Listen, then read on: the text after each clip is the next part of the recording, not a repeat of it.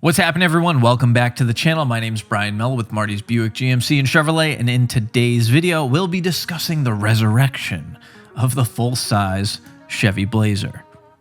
Let's get into it. Who doesn't love the old school Chevy Blazer, right? I mean, the full-size K5 Blazer was based on the CK pickup chassis and was built from 1969 to 1995. It was renamed Blazer in 1992 and Tahoe in 1995, at least for the two-door model. We also had the compact version, the S10 Blazer. It was actually my first vehicle. The S10 Blazer was based on the S10 pickup, of course, and was built from 1983 to 2005. But the crowd favorite, the one that built an endless supply of beach and off-road memories, and the one that was actively involved in the never-ending Ford versus Chevy debate, was without question the full-size Blazer. Now, I think I can speak for most everyone when I say that Chevy's announcement about a new Blazer for the 2019 model year had us all thinking this. But unfortunately, that's not at all what we got. Now, before I go on, don't get this confused. The new Blazer is an awesome mid-size crossover SUV. The RS version, which is my personal favorite, is super sporty, and it took a ton of design cues from the Camaro, which I used to own as well, so I'm a big fan there. If you haven't checked one out, I suggest you do. It might honestly be my favorite SUV from GM if you exclude the big boys.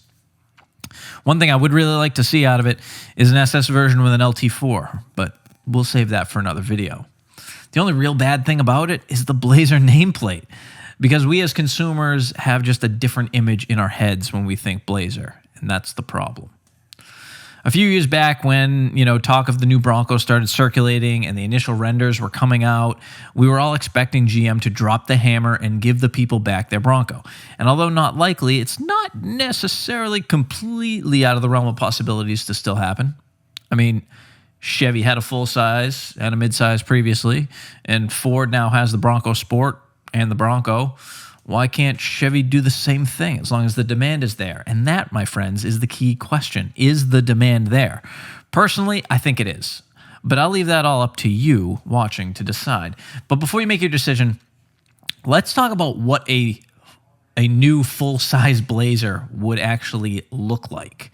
Because one of the things that got me to make this video is this rendering right here by an artist on Instagram called WB.artist20. I'll leave a link to his Instagram account down below. You should check him out. This artist's reimagination of the new Blazer as a full-size drop-top SUV is exactly what I think most of us had in mind when we heard a new Blazer was on the horizon. What started here as a current generation Silverado 1500 was morphed by the artist into what I would be thrilled to see as a new full-size Chevy Blazer. I know people aren't, some people are 50-50 on the front end of the current generation truck, but I think this looks awesome. And the profile of this render worked incredibly well. You can see the crew cab configuration was changed to a two-door with long doors leading to the cargo section, and the roof clearly removable. And it has a roll bar which helps maintain safety while also giving us that look that I think we all crave out of something like this.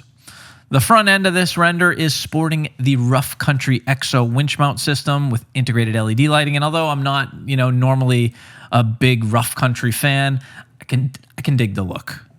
The riveted fender flares, big wheels, off-road rubber also tie everything together nicely in my opinion. And it's pretty cool to see the comparison right here between the old school that we all love and this artist version of what could be. But this begs the question, as much as I love this, as much as I would buy this, I would be in line for this day one. Would you? Would you buy it? If the demand for a full-size drop-top Blazer was enough, maybe General Motors would consider it.